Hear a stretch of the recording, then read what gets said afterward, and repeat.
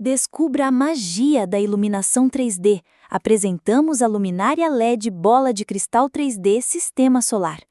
Iluminação inovadora 3D que simula um sistema solar realista. Tecnologia LED de baixo consumo para economizar energia. Design elegante e moderno para qualquer ambiente. Link na descrição do vídeo. Sombras do Tempo. Imagine navegar pelos mares do Caribe no século XVII, onde cada horizonte escondia perigos mortais e tesouros inimagináveis. Entre 1650 e 1730, uma era sombria dominou os oceanos, a Era de Ouro da Pirataria. Homens como Edward Teach, conhecido como Barba Negra, e mulheres destemidas como Anne Bonny, desafiaram impérios inteiros com apenas madeira, ferro e coragem.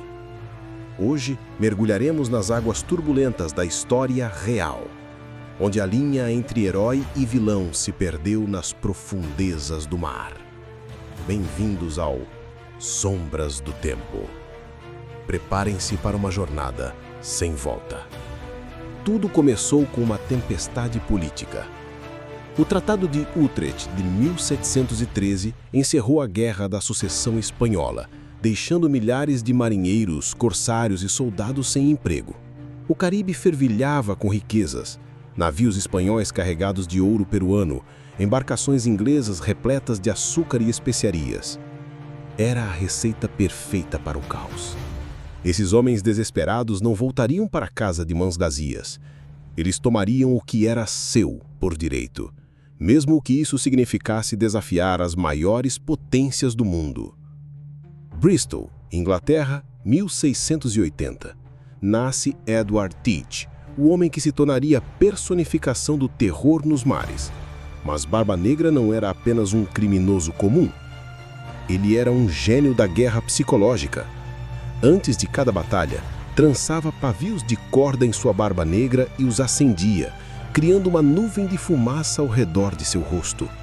Para suas vítimas, ele parecia literalmente saído do inferno.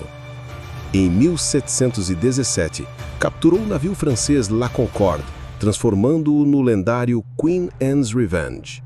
40 canhões de destruição pura. Mas aqui está o segredo de Teach. Ele raramente precisava atirar. Sua reputação fazia o trabalho. Até que chegou o dia 22 de novembro de 1718.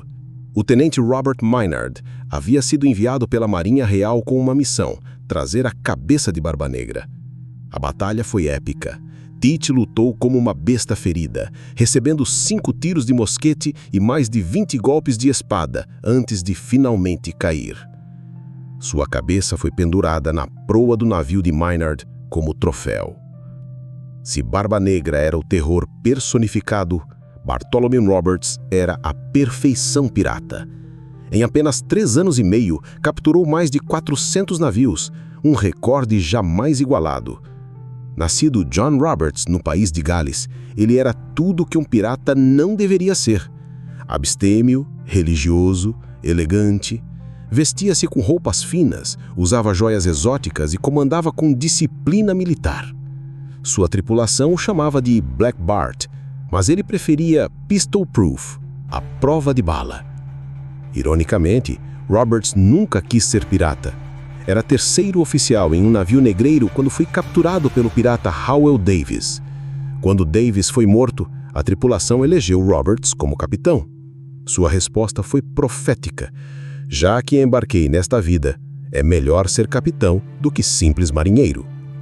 Ele criou o mais elaborado código pirata da história, com regras sobre divisão de tesouros, comportamento a bordo e até compensações por ferimentos.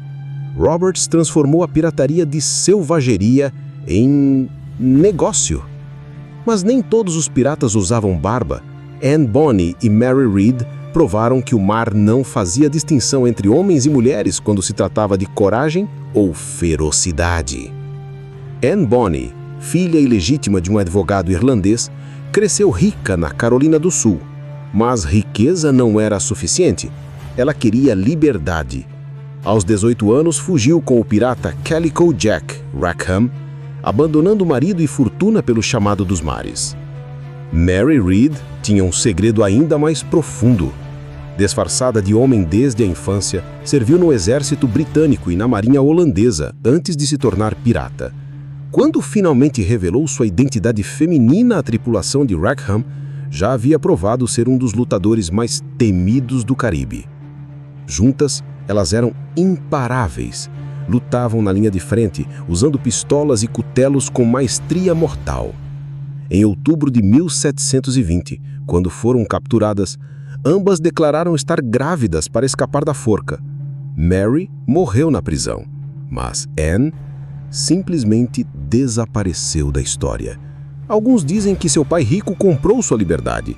Outros acreditam que ela voltou ao mar sob uma nova identidade. Nem toda história pirata é de glória, algumas é de tragédia. William Kidd começou como herói e terminou como vilão, vítima das próprias circunstâncias que ajudou a criar. 1695, Nova York.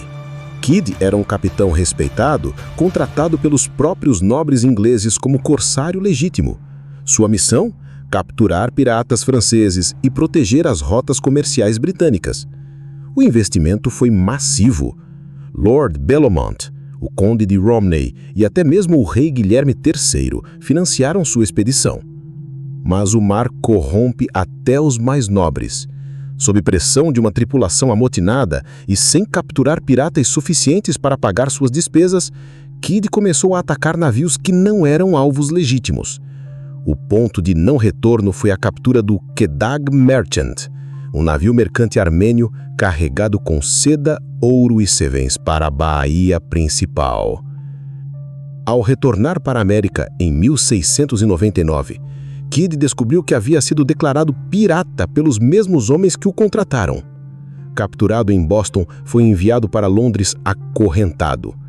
Em 23 de maio de 1100, Kidd foi enforcado em Execution Dock. Sua história inspirou a lenda dos tesouros enterrados, que perdura até hoje.